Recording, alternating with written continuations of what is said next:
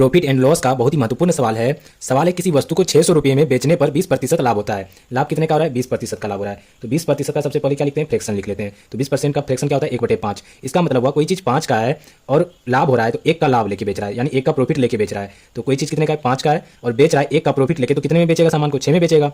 लेकिन सवाल में कह रहा है 600 रुपये में बेचने पर 20% का प्रॉफिट हो रहा है। तो कितने में बेच रहा है? 6 यूनिट में बेच रहा है। लेकिन सवाल में कह रहा है 600 में बेच रहा है। तो 6 यूनिट का वैल्यू कितना हो गया? 600 रुपया हो गया। यहाँ से 1 यूनिट का वैल्यू निकाल सकते हैं। 1 यूनिट का वैल्यू कितना हो जाएगा? 6 से 600 में भाग देना होगा। कितना हो गया? 100 हो गया 1 यूनिट का वैल्यू। सवाल में कह रहा है क्या? यदि उसे 480 में बेचा जाता तो कितने में यहाँ पे खरीदा गया था सामान को?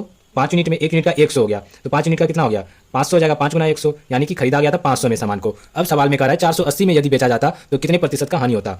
500 का कोई चीज़ कितने में अब कह रहा है बेचने के लिए, यानी न्यू एसपी क्या हो गया? 480 में बेचने के लिए कह रहा है, यानी कितने का हानि लेके कह रहा है बेचने? 20 रुपये का हानि लेके कह रहा है बेचने। तो सवाल में कह रहा है लॉस प्रतिशत निकालने के लिए। तो लॉस प्रतिशत क्या हो जाएगा?